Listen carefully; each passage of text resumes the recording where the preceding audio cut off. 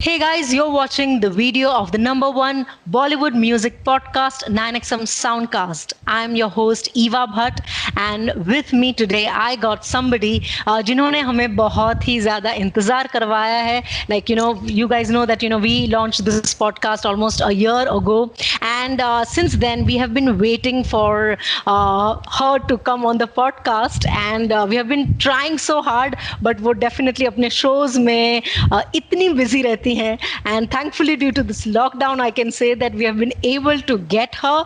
उनसे हम बात करें उससे पहले उनके बारे में मेरे कुछ जो विचार हैं वो मैं कहना चाहूँगी.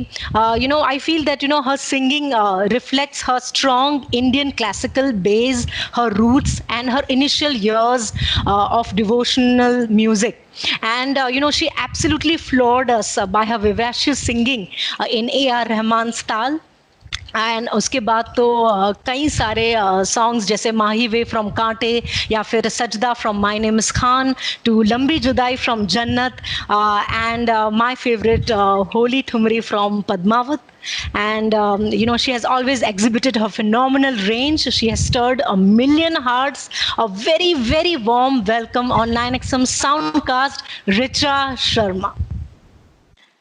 ओह, इतनी सारी तारीफ Eva. First of all thank you and thank you so much for calling me finally. और आपने ये जो इल्जाम मुझ पे डाला है कि आपने मेरा इंतजार किया, इस पॉडकास्ट का इतना बोलबाला है. जब भी जिससे भी मेरे जो को सिंगर्स हैं या मेरे कलीग्स हैं उनसे बात होती है, तो इस पॉडकास्ट की जब बात होती है तो मेरे को लगता था कि ये लोग मुझे क्यों नहीं बुला रहे. अभी मैंने तो कितना रियाज किया, 300 से ऊपर गाने गा दिए हैं, इतनी बड़ी बड़ी सुपर हिट फिल्म कर दी, अवार्ड्स ले लिए. मैं क्यों नहीं किसी स्टार की बेटी हूँ. तो ये इल्जाम है. on that note, on a lighter way, but finally चाहे इंतजार आपने मुझे कराया या आपके अंदाज में कि मैंने आपको कराया, हम दोनों आज उस प्लेटफॉर्म पे हैं, एक दूसरे से बात कर रहे हैं. So thanks to your wonderful and super hit podcast. Thank you so much, Richa ji. We have been such huge fans.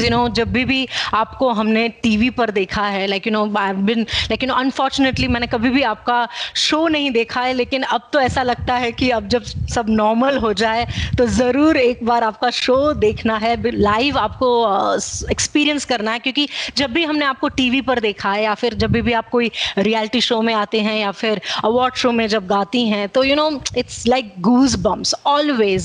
So that is the feeling that I think everybody feels whenever they listen to Richa Sharma, be it in her films या फिर live.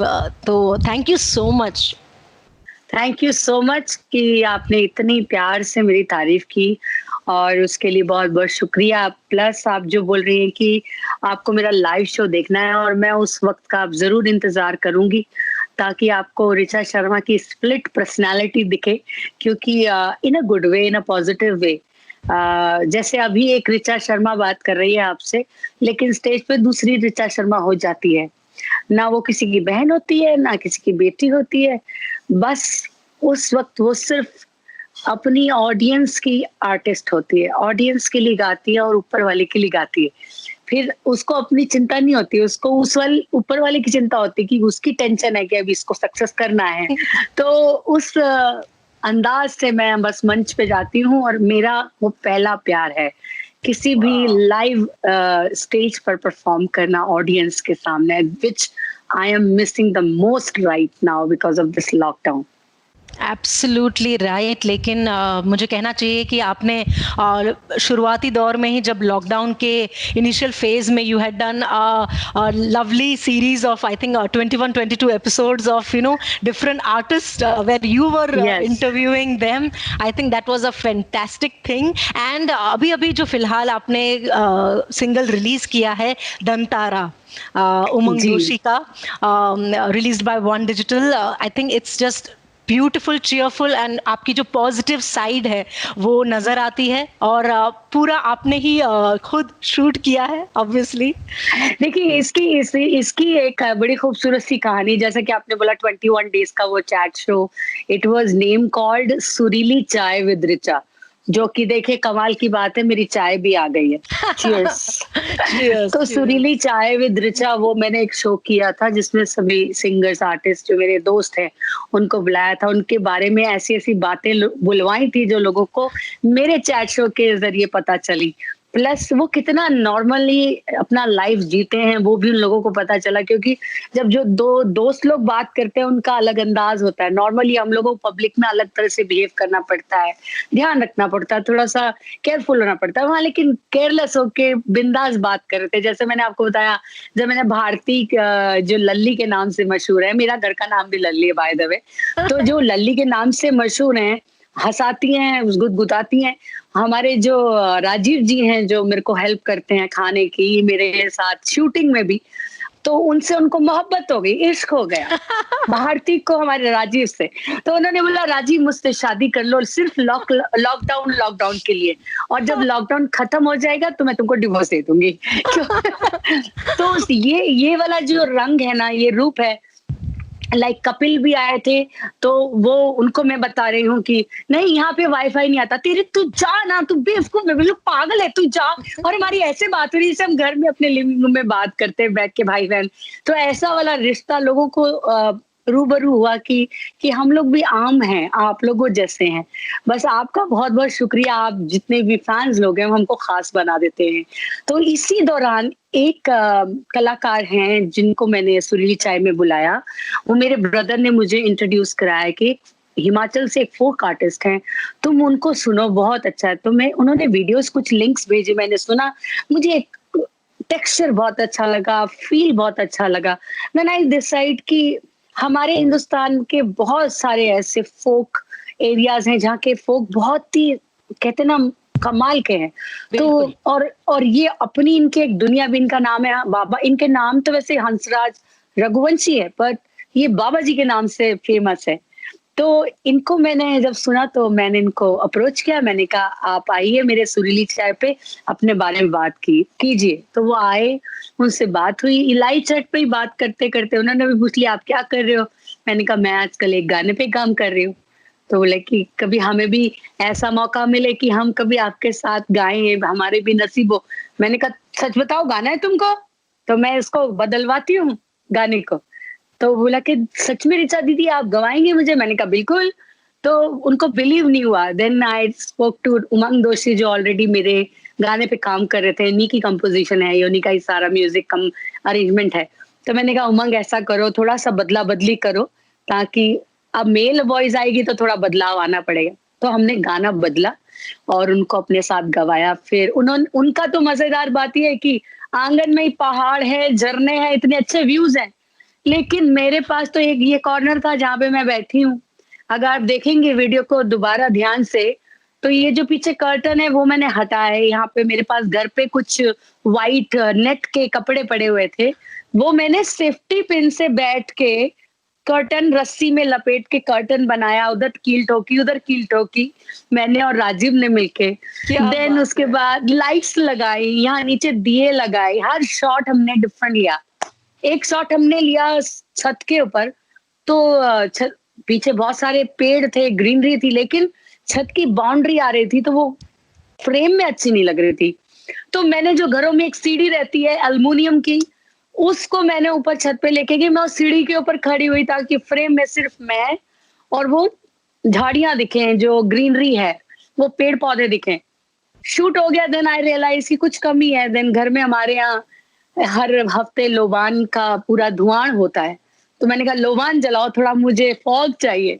तो मैंने उसको कोयले जला के लोबान जलाया, फ्रेम सेट किया। तो इट वाज अमेजिंग एक्सपीरियंस। तो ये घर में बैठ के भी मैंने एक नई चीज सीख ली। और गाना तो बहुत खूबसूरत है, ये गाया भी बहुत अच्छा है, जो साथ में को सिंगर और उमंग दोशी ने बहुत खूबसूरती से कंपोज किया है, बहुत ध्यान में रखते हुए मेरी एक पर्सनालिटी है उसको। प्लस मुझे जो आजकल माहौल चल रहा है ना ईवा, कुछ भी लिख रहे हैं कोई मर्यादा ही नहीं है। तो मैं एक रिस्क उठाना चाहती थी कि एक मर्यादा पूर्ण लिरिक्स हो और उसको फिर हम कंपोज करें, उसको गाएं उसी मर्यादा के साथ। आज मैं इतनी खुश हूँ कि हर घंटे में यूट्यूब पे अपने आप ऑटोमेटिकली व्यूज आ रहे हैं और लोग जो नीचे लिख रहे हैं वो इतना खूबसूरत लिख रहे हैं। तो अच्छे संगीत को भी लोग सुनना चाहते हैं। ओनली बिल्कुल प्रॉब्लम इस कि हम उनको परोस नहीं रहे हैं। तो ये हमारी रिस्पॉन्सिबिलिटी बन जाती है कि ये तो मैंने एक बहुत छोटे लेवल पे किया है। It should be on a bigger higher level. Good music, good lyrics, good composition, good singing, then इतनी खुशनुमा लाइफ हो जाएगी कि म्यूजिक बहुत बड़ी मेडिसिन है, किसी भी सरकार। मर्ज का इलाज है वो। बिल्कुल, बिल्कुल। क्या क्या बात कही आपने ऋचा जी, और बिल्कुल मैं कहना चाहूँगी लिसनर्स को जिन्होंने अभी तक नहीं देखा है, अगर ये ब्यूटीफुल गाना दंतारा ज़रूर देखें on Richa Sharma's YouTube channel. It is so beautiful and आपको इमीडिएटली उनकी जो पॉजिटिविटी है, उनकी जो चीयरफुल एटीट्यूड है, वो बिल्कुल जैसे आपको तरोताज़ा कर देगी इस माहौल में। सो definitely check out, and why not have Richa Sharma sing a few lines of this song for us? Sure, would love to sing. और मेरे को सिंगर नहीं है, उनका पार्ट भी मैं ही गा दूंगी। जरूर। मन अंगना चांद बसेरा कर गयो रे, रंग गयो रे, सारी रहना अखियां चार वो कर गयो रे, रंग गयो रे, आँख मूंद चुपके से हो, आँख मूंद चुपके से कुछ कह जा, कह जा, तोड़ सारे बंधन मैनू ले जा, ले जा, दंतारा वजदा रांझना, दू जड़ियां दी जोड़ी, चल मेले चलिए रांझना, दो छड़ियां दी जोड़ी। वाह वाह, कितना प्योर। और बहुत वक्त के बाद हम कुछ ऐसा जैसा आपने कहा कि प्योर लिरिक्स सुन रहे हैं। और मैं लिरिक्स के बारे में बताना भूल गई, मैं उनका नाम लेना चाहूंगी क्योंकि बातों में बह गई थी। हाँ, लिरिक्स लिखे हैं पिंकी पूनावाला। इनके साथ मैं सेकंड टाइम ये काम कर रही हूँ।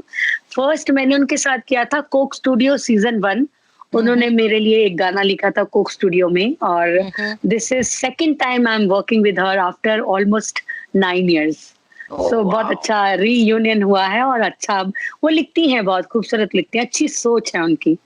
बिल्कुल बिल्कुल, अमेजिंग। और ऋचा जी, जैसा कि आपने शुरुआत में ही कहा कि you love Indian folk music, और हमें आपकी सिंगिंग में भी ये चीज़ झलकती है बहुत बखूबी कि आपका जो रेंज है, आपका जो स्टाइल है सिंगिंग का, वो हमारा जो रिच पंजाबी फोक है या फिर हरियाणवी पंजाबी फोक का जो स्ट्रेंथ है, वो बिल्कुल आपकी सिंगिंग में हमेशा दिखाई देता है। तो ज़रा फोक म्यूज़िक के बारे में भी अगर हम बात कर सकते थे, what are the kind of songs जो आपने हमेशा बचपन में सुने और जिनका बहुत ही गहरा प्रभाव रहा आपकी सिंगिंग में? मेरे ऊपर सबसे पहला प्रभाव पड़ा क्योंकि मैं एक ब्राह्मण फैमिली से बिलोंग करती हूँ। मेरे जो पिताजी थे लेट पंडित दयाशंकर उपाध्याय जी, वो कथा करते थे और साथ में वो बहुत अच्छा, उनका नेचुरली गायकी थी, नेचुरल कुछ, वो गवैया नहीं थे वो, लेकिन कथावाचक थे। तो वो कथा को गा के कहते थे। तो एक रूटीन होता था घर पे, सुबह उठ के हम लोग अर्ली मॉर्निंग पापा उठा देते थे और बोलते थे सुबह सारी फैमिली मिलके हम लोग 21 बार ओमकारम, कुछ प्रेयर्स होती थी। तो ये 45 मिनट्स का एक पूरा एक प्रोसीजर हो, हमारा रूटीन होता था मॉर्निंग का, अर्ली मॉर्निंग। उसके बाद बेशक दोबारा सो जाओ, लेकिन ये एक बार मॉर्निंग में कंपलसरी होता था उठना। तो वहां से मुझे डिवोशनल गाने का चस्का लगा, तो मैं भजन गाना शुरू किया और कुछ बाल विकास क्लासेस होती थी। मैं वहां जाके ऐसी भजन सीखती थी, बच्चों को सिखाते थे, जो बड़े सिंगर्स होते थे वो छोटे बच्चों को भजन गाना सिखाते थे। ऐसे धीरे धीरे धीरे जब मैं 8 साल की हुई, ये मैं बात कर रही हूँ, मैं जब 5-6 साल की थी, गाना बात करना ही सीखा था ढंग से। तो जब मैं 8 साल की हुई तो मैंने पहली दफा एक माता की चौकी में गाया और ऐसे करते करते मैं एक डिवोशनल सिंगर बन गई। आज भी मैं गाती हूँ डिवोशनल और मुझे बहुत सुकून मिलता है। और कोई ऐतराज नहीं है मुझे आज भी, क्योंकि बहुत लोग हैं अपनी जिंदगी की शुरुआत तो डिवोशनल सिंगिंग से की है, लेकिन अब उन्होंने बंद कर दिया है गाना उनकी इच्छा के साथ। पर मुझे आज भी मजा आता है गाने, मुझे आज भी सुकून मिलता है वहां पे गा के, पता नहीं एक अलग सी एनर्जी मिलती है। तो डिवोशनल गाते गाते गाते मैंने साथ में फोक की अगर बात आप कर रही हैं, तो सबसे पहले तो डिवोशनल संगीत बहुत सुना। लेकिन अगर फोक की बात करें तो मैंने पंजाब के जो फोक होते हैं, या फिर मुझे नूरजहां जी के गाने, या हमारे पिताजी के कुछ गाने थे, कुछ ऐसे भजन होते थे जो कि बहुत ही कबीर जी के या फिर तुलसीदास के कुछ दोहे के साथ। तो मैं इस तरह से, मेरा बड़ा जो फाउंडेशन बनी है वो इस तरह की मिट्टी या गारा भरा गया है कि जिसमें बहुत ही कहते हैं ना कि मेच्योर चीजों का मिश्रण है।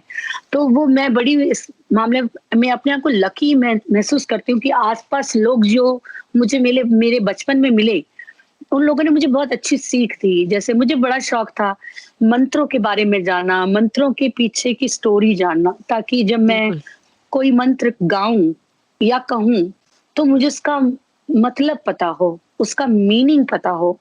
तो ये मुझे बड़ा शौक रहा है। तो मैंने ज्यादातर पंजाब के, राजस्थान के, मैंने बहुत संगीत को सुना।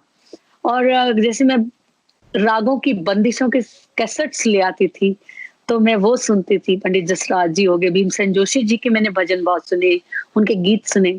तो इस तरह से मैं इन लोगों को सुन सुन के आप कह सकती हैं मैं सीख गई, मेरे अंदर आ गया। लेकिन जो एक प्रॉपर ट्रेनिंग होती है वो मैंने कंप्लीट नहीं की। मैंने एक साल के लिए गंधर्व महाविद्यालय दिल्ली में है, वहां पे मैंने एक साल थोड़ी शिक्षा ली ताकि मेरी जमीन थोड़ी मजबूत हो सके म्यूजिक की। उसके बाद मैंने सबको सुन सुन के सीखा। फिर तो मेरी प्लेलिस्ट में बहुत सारे लोग आ गए, मेहंदी हसन साहब आ गए, आबिदा परवीन जी मेरी बहुत बहुत बहुत फेवरेट हैं, नूरजहां जी हैं, लता जी, आशा जी, मन्ना दा, किशोर दा मेरे बहुत फेवरेट हैं। तो ऐसे सबको, गुणी जनों को सुन सुन के ये मुझे फायदा हुआ कि सबका एक अपना जॉनर है, सिंगिंग स्टाइल है, तो वो मैंने ग्रैब किया। तो मैं आज भी जो नए लोग बच्चे मिलते हैं, मैं उनको यही बोलती हूँ कि सबको सुनो, सुन के इस कान से निकालो नहीं। अगर आप इस कान से सुन रहे हो तो उसको अपने दिल में बसाओ, क्योंकि वो आपके गाने में दिखेगा एक दिन।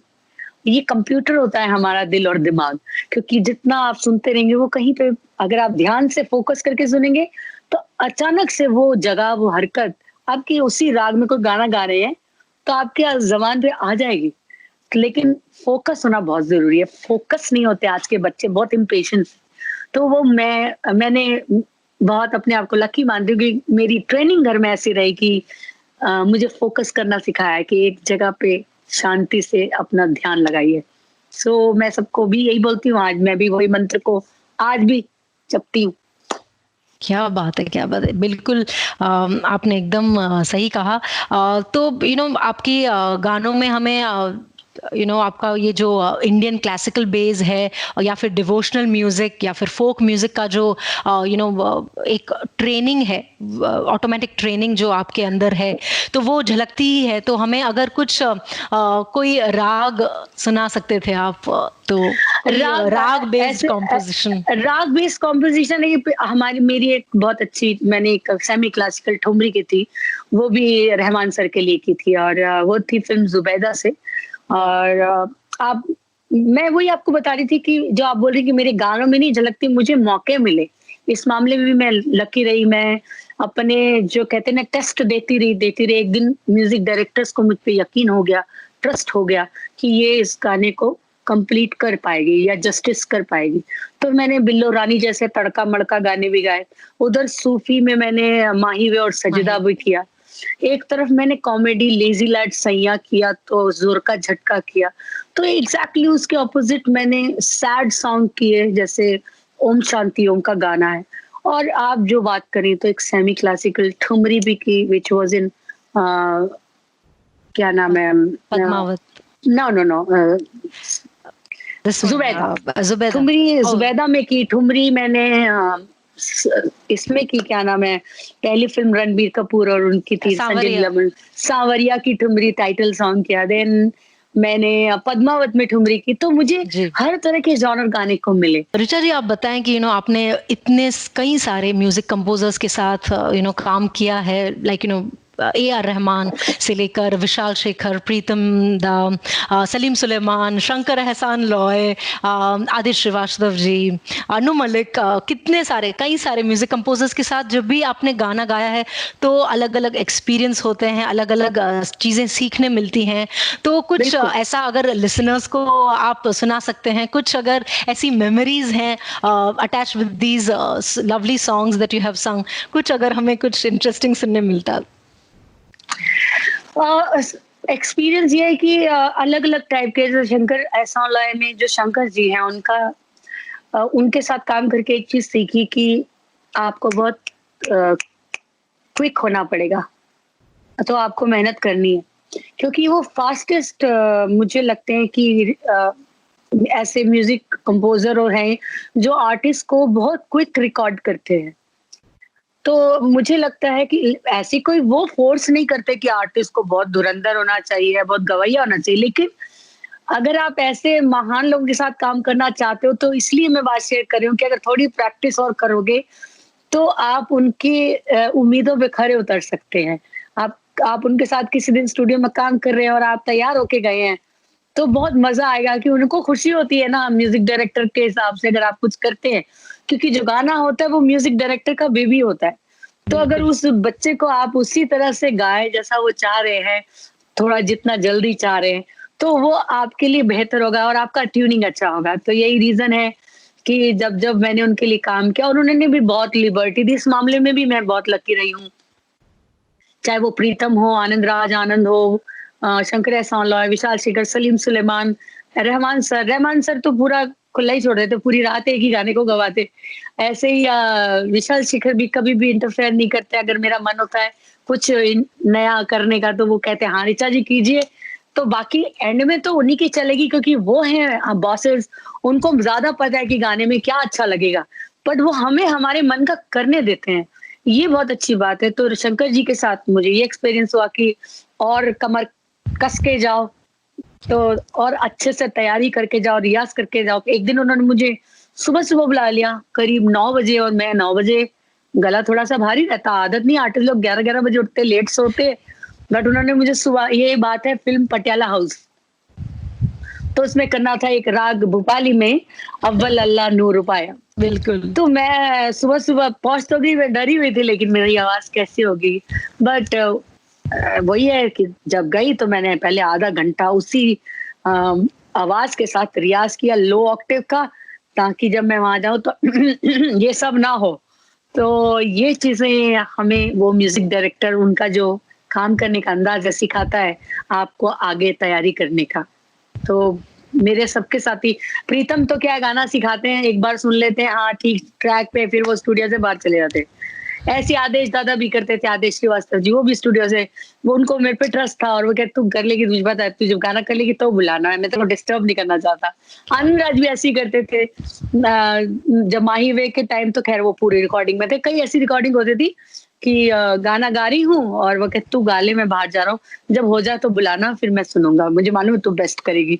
सो ये बहुत बड़ी अचीवमेंट होती है किसी भी सिंगर के लिए कि म्यूजिक डायरेक्टर आप पे इतना ट्रस्ट करते हैं। मैं बहुत लकी रही कि माही वे मुझे सोच के बना, सजदा मुझे सोच के बना, तो ये मुझे बहुत अच्छा लगता है कि जब मेरे लिए बोला जाता है ना ये गाना तो आपके लिए बना है, लाइक जिंदगी में कोई कभी आए ना रब्बा, ये मुझे सोच के बना। तो ये जब होता है ना तो आपको बहुत स्पेशल फील होता है कि कोई कंपोजिशन आपको ध्यान में रख के बनाएगी। और पहले ऐसा ही होता था, पिछले 4 साल 5 साल पहले तक ऐसे ही होता था।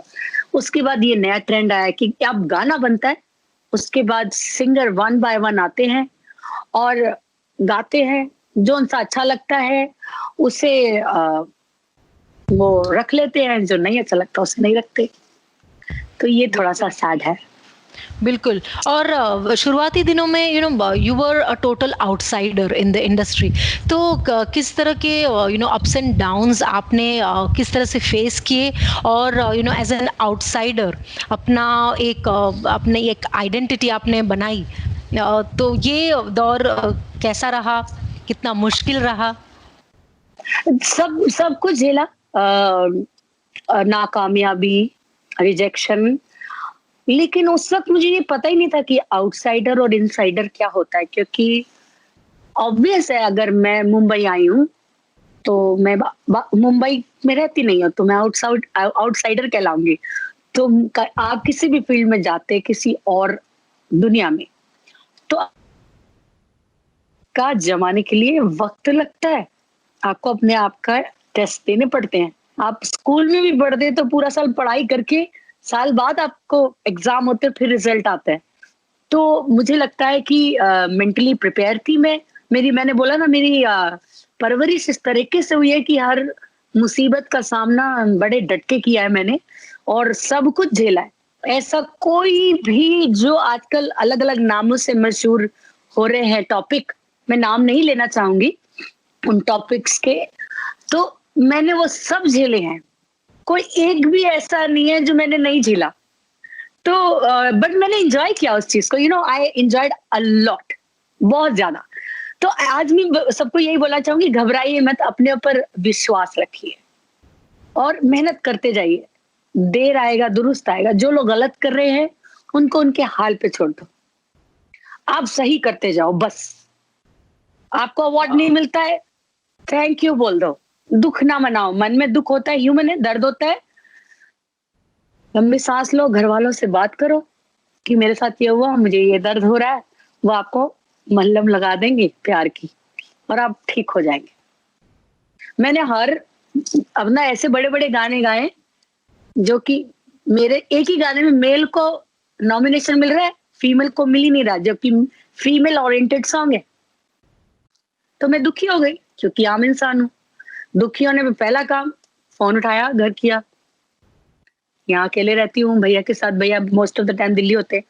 फोन किया दिल्ली, उन्होंने कहा अरे ये क्या है, आज तुम अवार्ड सीख गई हो, छोटी होती थी याद है एक जरा सी एक जो गले में माला में एक 2 रुपए का नोट लगा के आते तो उसमें उछल जाती थी, आज तुमको अवार्ड चाहिए। इतना लोग प्यार करते हैं, बोलते हैं, रोंगटे खड़े हो रहे हैं, ये तुम्हारे अवार्ड है। तो मैं वापस से ठीक हो जाती थी। ओके, ओ हाँ मैं भूल गई। तो मुझे झंझोड़ते हैं मेरे घर वाले कि रियलिटी का सामना कराते हैं। तुम्हारी सच्चाई ये है कि लोग तुमको प्यार करते हैं, तुम्हारा गाना सुन के आंसू आते हैं उनके, तुम्हारा गाना सुन के स्माइल आती है। लोग कहते तुम गाती हो, हंसती हो, मुस्कुराती, तुम्हारे डिंपल कितने सुंदर हैं। तुम ये पॉजिटिव चीजें देखो कि वो तुम्हें किस नजर से देखते हैं। ये छोटी छोटी बातें तुम पर असर नहीं करनी चाहिए। ये अवार्ड नहीं मिला, वहां मुझे इन्विटेशन नहीं है, यहाँ मेरा नॉमिनेशन नहीं है, इन चीजों का तुम्हें क्यों शौक हो गया है? तुम तो वो थी नहीं। तो मुझे रियलाइज होता, ओ हाँ मैं तो कुछ और थी, कुछ और बनने चली थी। तो मेरे को वापस मेरे घर वाले खींच लेते अपनी जगह पे, स्प्रिंग की तरह खड़ी हो जाती हूँ डट के। तो मैं ऐसी हूँ, मुझे बड़ा मजा आता है। आप देखो ट्रोल करने वाले क्या क्या लिखते हैं, आजकल गाने नहीं आ रहे आपके। मैंने कहा जब आ रहे थे तब सुने थे, आज नहीं आ रहे तो ज्यादा नोटिस हो रहा। तो भैया मैं हर जगह अवेलेबल हूँ, अगर आप मुझे प्यार करते हो तो मुझे सर्च करो, आपके दिलों में पाई जाऊंगी मैं, हर जगह मिलूंगी आपको। आप आवाज तो लगा के देखो। तो आपको बॉलीवुड का क्यों सहारा लेना है? खाली संगीत का कोई बंधन नहीं होना चाहिए, कोई दायरा नहीं होता, ये समुद्र है जिसमें हर इंसान गोते लगा सकता है। ओह माय गॉड, कुछ ज्यादा ना बोल दिया हो मैंने। नहीं बिल्कुल नहीं ऋचा जी, लाइक ये जो आपने बात कही कि ये जो वैल्यूज, ये जो वैल्यूज मिले आपको आपकी फैमिली से, और हमेशा हम हर घर से आपको ये वैल्यूज मिल सकते हैं, ये सपोर्ट और ये प्यार मिल सकता है। So wonderful message for listeners right now from you. So I am really thankful कि यू शेयर दिस मैसेज, क्योंकि this can be a sure short way to deal with all sorts of depression या जो भी obstacles आते हैं आपके आपके राह पर। मैं तो आप बिलीव नहीं करेंगी, मैं तो अपने फैंस को पर्सनली कॉल, एक फैन थे पाकिस्तान में थे और वो बहुत परेशान थे, डिप्रेशन में थे। मैंने लिया उनका नंबर, मैंने कॉल किया, दैट फैन कुडंट बिलीव। ऐसे मैं अपने फैन से पर्सनली कॉल कर देती हूँ अगर वो परेशान हो रहे होते हैं। 2 मीठे बोल देना, या किसी का काम अच्छा लगे तो उसको 2 मीठे बोल लिख के शेयर कर देना, बहुत बड़ा पुण्य कमा देते हैं आप। और आप जब एक मुकाम पे पहुंचते हैं तब तो आपको जरूर करना चाहिए, क्योंकि उसका बहुत ज्यादा महत्व होता है, कोई बड़ी पर्सनैलिटी कुछ लिखता है तो मुझे बहुत अच्छा लगता है। यंगस्टर्स कुछ अच्छा काम करते हैं, मैं तो सामने से कॉल उठा के उनको बधाई देती हूँ, उनके लिए शेयर करती हूँ, क्रिएटिव बनाती हूँ उनके लिए। तो मैं ये सबको बोलना चाहूंगी, जितने भी सीनियर्स हैं या जो मेरे साथ के हैं या छोटे हैं, अपने आने वालों को और जो अपने साथ वालों को जम के अप्रिशिएट करें, जम के तारीफ करें, बड़ा सुकून मिलता है। क्या बात है, बिल्कुल बिल्कुल, बहुत ही बढ़िया। और इसी नोट पर अगर हम आपसे फिर से गुजारिश कर सकते थे कुछ सुनने का, it could be anything, it could be a सूफियाना टाइप ऑफ अ सॉन्ग या फिर कोई फोक, कोई हाँ, फोक मैं आपको अगर सुना छाप सकते तिलक थे। सुनाऊं? अच्छा, वाह, क्या बात है, क्या बात है, छाप तिलक, चलिए। बिल्कुल। कागा सब तन खायो, मोरा चुन चुन खायो मांस, ये दो नैना मोरे नैना मत खायो, इनमें मोरे पिया मिलन की आस, छाप तिलक सब छीनी रे मोह से नैना मिलाई के, छाप तिलक सब छीनी रे मोह से नैना मिलाई के, नैना मिलाई के, नैनों में आए के, नैना मिलाई के, नैना में आई के, मोसे नैना नैना नैना मोसे नैना जी नैना मोसे नैना मोसे नैना नैना। क्या बात है, मजा आ गया, बिल्कुल। थैंक यू थैंक यू, वाह। Thank you so much. कुछ पंजाबी में हो जाए अगर हम सुन पंजाबी सकते में, कुछ। जे तू अखियां दे सामने नहीं रहना ते बीबा साडा दिल मोड़ दे, जे तू अखियां दे सामने नहीं रहना ते बीबा साडा दिल मोड़ दे, जे तू अखियां दे सामने नहीं रहना ते बीबा साडा दिल मोड़ दे, कर बैठी सजना भरोसा तेरे प्यार ते, रोल बैठी दिल वे मैं तेरे उत्ते वार के, हो जे तू अखियां दे सामने नहीं रहना ते भी साडा दिल मोड़ ते, जे तू अखियां दे सामने नहीं रहना ते भी साडा दिल मोड़ दे। वाह वाह, thank you so much. And thank you. एक और बात कह सकते हैं कि आपकी ये जो अनकन्वेंशनल आवाज है, that did not come into your way when, because you got songs like सजदा from My Name Is Khan, या फिर even माही वे, जी you were the voice of the main lead, और कहीं भी ऐसा नहीं हुआ कि आपकी आवाज को स्टीरियोटाइप किया गया हो या ऐसा। You were lucky to get also those kind of songs, और यस उस यस, वक्त मैं मिलते थे, उस सभी वक्त ऐसे बनते थे जितनी, गाने। यस जिस ये सभी मेरे लिए बहुत खुशनसीबी है कि सारे म्यूजिक डायरेक्टर जिनके मैंने गाने गाए, चाहे लिरिसिस्ट हो, क्योंकि इन लोगों के बगैर तो ये गाने मैं अंजाम तक भी नहीं पहुंचा सकती थी, क्योंकि मेरा एक नेचर है कि मैं ना लिरिक्स जब अच्छे होते हैं ना तो मैं पागल सी हो जाती हूँ, खुश हो जाती हूँ। तो लिखा हुआ अच्छा होता है तो मुझे गाने में बहुत मजा आता है। और फिर म्यूजिक डायरेक्टर ऐसे ऐसे मिले मुझे, तो हर तरह से 10 उंगलियां घी में थी मेरी। डायरेक्टर्स भी अच्छे थे तो फिल्माया भी खूबसूरती से गया। तो समय भी अच्छा था वो कि म्यूजिक फर्स्ट प्रायोरिटी पे आता था, कंपोजिशन लिरिक्स फर्स्ट प्रायोरिटी थे। पर मैं उम्मीद करती हूँ, मैं कभी भी उम्मीद नहीं खोती। मुझे पूरा यकीन है, उम्मीद है कि ये जो लड़ाई मैं लड़ते आ रही हूँ कि अच्छे संगीत को, अच्छे लिरिक्स को, अच्छी कॉम्पोजिशंस को बड़े लेवल लार्जर स्केल पे लाया जाए तो बच्चा बच्चा गुनगुनाएगा, ये मेरा दिल कहता है। वाओ! बिल्कुल, बिल्कुल। और हम भी यही चाहेंगे, being part of the music industry, that we have more and more such songs, और लिसनर्स जो म्यूज़िक की फ़ील्ड में अपना करियर बनाना चाहते हैं, जी। उनके लिए कोई ऐसा मैसेज जो आप कह सकते हैं कि जहाँ आप किस तरह का रियाज़ करती हैं, या किस तरह का रियाज़ सजेस्ट करती हैं, जो म्यूज़िक की फ़ील्ड में अपना आह, करियर बनाना चाहते हैं? सबसे पहले तो उन सबसे पूछना चाहूंगी, क्या आप रियाज करना चाहेंगे? बहुत सारे जो यंगस्टर आ रहे हैं वो बिलीव ही नहीं करते रियाज में, तो ये एक सैड पार्ट है। क्योंकि ये जो रियलिटी शोज आते हैं उसमें वन नाइट स्टार बन जाते हैं एक रात में, तो फिर वो उस तरफ से रुझान हट जाता है।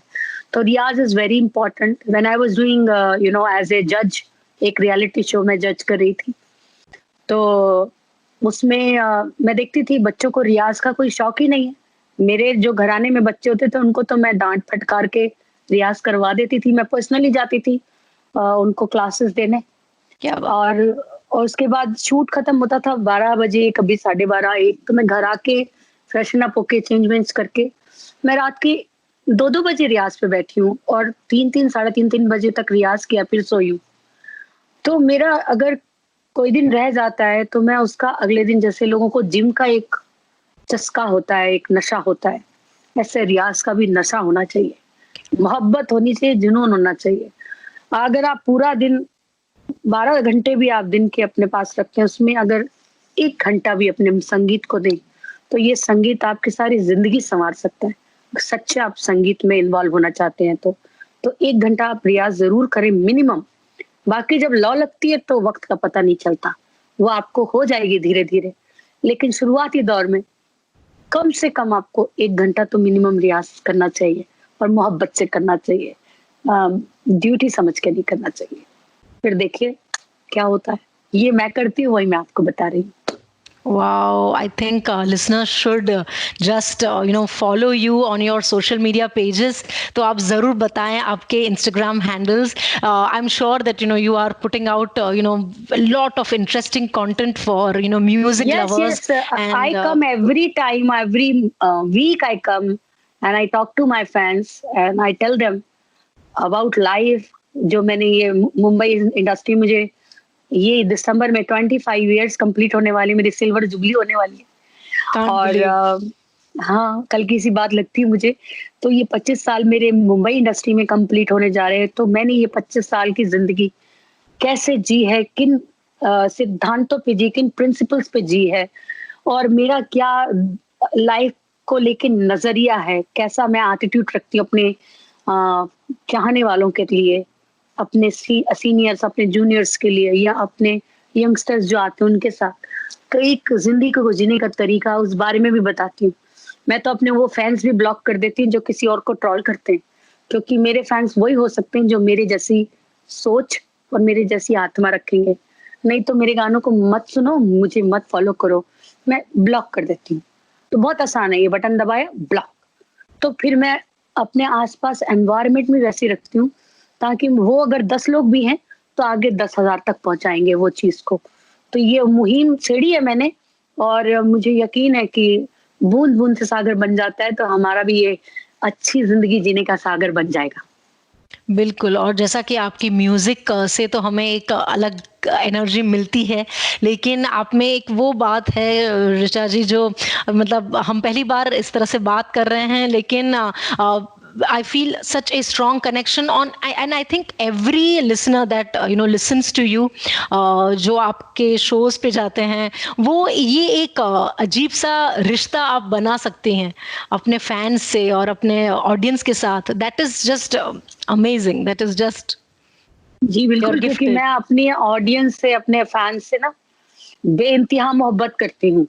क्योंकि वही लोग तो हैं जो मुझे इस लेवल का बनाते हैं, जब आते हैं बोलते हैं ऑटोग्राफ दे दो, क्या हम आपको टच कर सकते हैं, इस तरह की बातें करते हैं। तो हमें बोला ना, आप सब लोग हमें खास बनाते हैं, तो हम सब एक जैसे, लेकिन आपका प्यार, आपका वो अफेक्शन हमको खास बना देता है।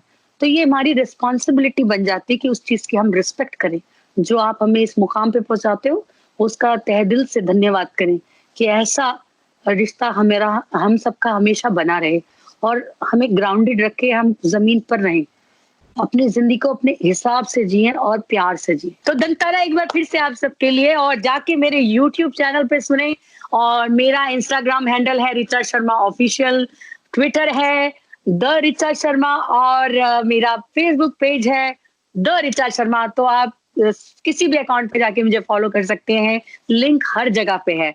तो फिलहाल मैं लाइव यहाँ पे सुना रही हूँ।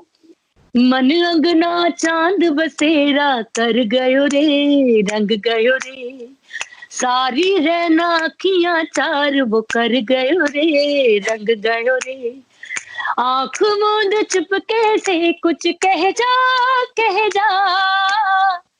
तोड़ सारे बंधन मैनू ले जा, दंतारा वजदा रांझना दूजणिया दी जोड़ी, चल मेले चलिए रांझना दूजणिया दी जोड़ी, दंतारा वजदा रांझना दूजणिया दी जोड़ी, चल मेले चलिए रांझना दूजणिया दी जोड़ी, दंतारा।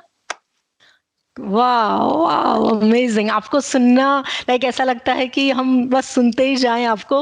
जब और तुम्हारा मेरा ये इंटरव्यू खत्म हो जाएगा ना, एक पर्सनल हम लोग वीडियो कॉल पे उसपे सारे गाने सुना दूंगी, जिसपे राइट्स का भी प्रॉब्लम नहीं होगा। Amazing amazing, lovely lovely. जब भी हम रेडियो पे सुनते हैं, कभी भी आ जाता है, लंबी जुदाई या माही वे, मतलब ऐसा लगता है कि आपने किस तरह से गाया, मतलब Richa Sharma, like really. And I think every artist, every music composer, they have a very different respect for you. They respect you a lot. ये हमेशा हमने देखा है कि whenever they speak about you.